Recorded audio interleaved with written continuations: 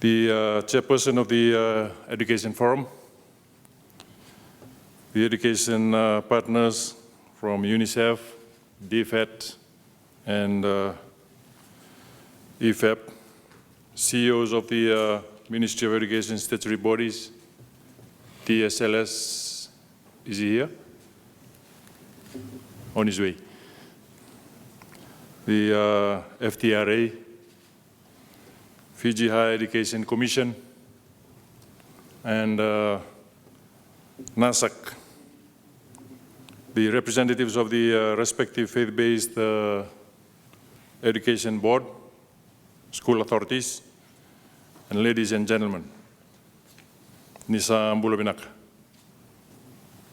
As the norm, I would like to take this time to acknowledge and pay my respect and homage to the Vanuan Donumai, the traditional custodians of the land on which we have gathered here today. And I extend my warmest welcome to each one of you as we gather for this long-awaited and important education forum. Before I leave the office this morning, I was looking through the data of the school students over the last 5 years, from ECE to primary and secondary. And what is very interesting to note from the data was the number of students, especially male students, from primary school to secondary school has reduced over the years. And that is probably a good topic for discussion. Where is all these male primary school students?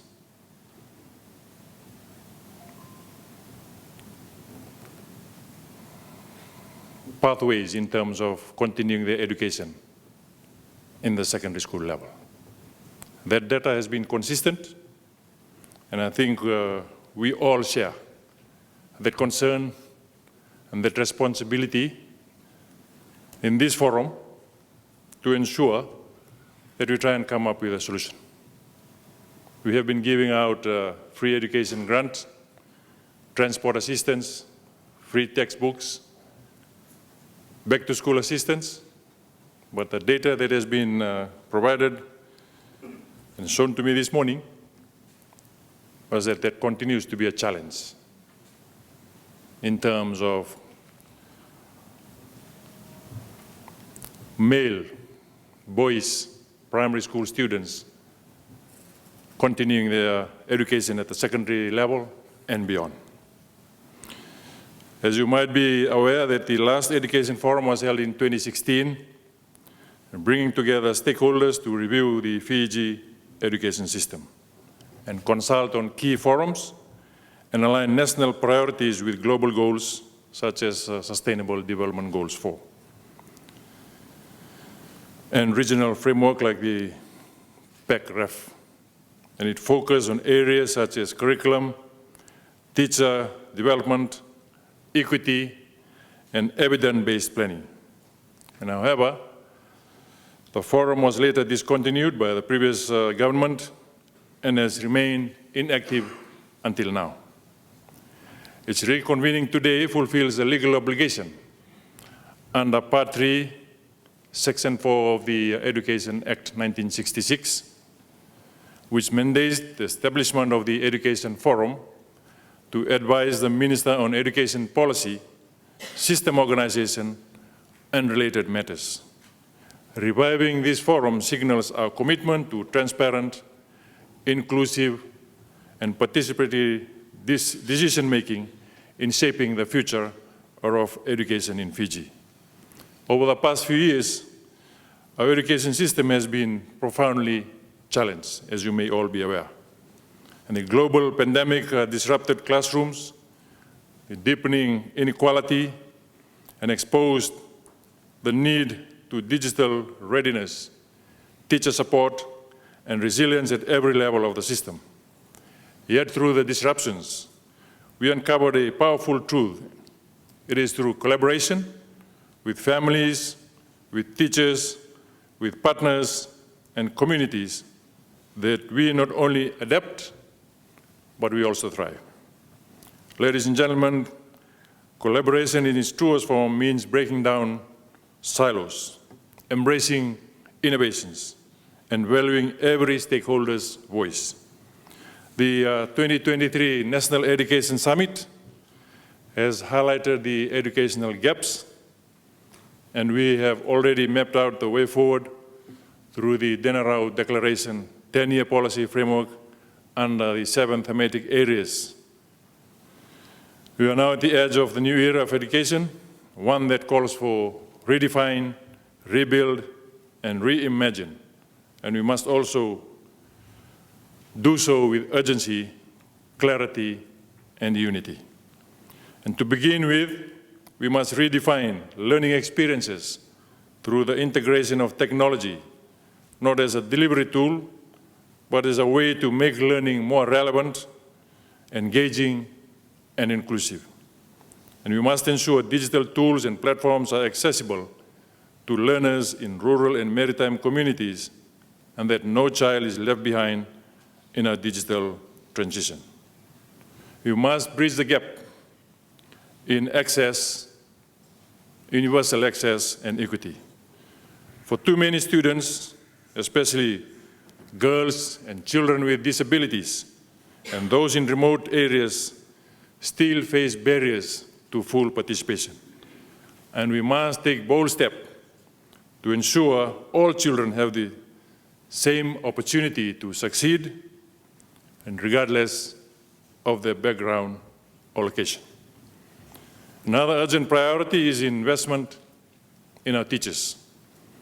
Teacher shortages, particularly in critical subjects in rural schools, require immediate attention. And we must equip our educators with relevant training resources and the professional recognition they deserve. In addition, we must align our curriculum with the needs of today's job market. Education must prepare students not only for exams, but for life. That means teaching practical and digital skills, encouraging creativity, and promoting critical thinking. We are expanding TVET and entrepreneurship pathways and strengthening career guidance to help students navigate real opportunities. A modern curriculum must open doors, not only to jobs, but to innovation, further learning, and civic responsibility. At the same time, we must emphasize holistic development, as education is not just about academic or employment, it's about raising confident, resilient individuals, and life skills, values, education, emotional well-being, and cultural identity must be part of a learning journey. This is where the role of families, the role of communities, and traditional structures are vital. And as I've always said, it takes a village to raise a child. Bold policy reforms must continue. The ongoing review of the 1966 Education Act is a major opportunity to reshape our legislative framework to reflect the realities of today and the aspirations of tomorrow. The world is changing rapidly, and we must prepare our students to thrive in a future that is uncertain, interconnected, and full of opportunity. As we re-emerge from the challenges of recent years, let us commit to building an education system that is inclusive, future-ready, and rooted in strong partnership, one that prepares every learner to thrive academically, socially, and emotionally. And I encourage you to fully engage in today's discussion, share ideas, challenge assumptions, and build lasting connections that will carry this work into our schools and into our communities. Let us not let this forum not only end in dialogue, but spark real action. And together, we can transform the education, we can empower our children, and we can also shape a stronger Fiji. May God bless our efforts, our children, and the future of our beloved Fiji. Nang sa walipo.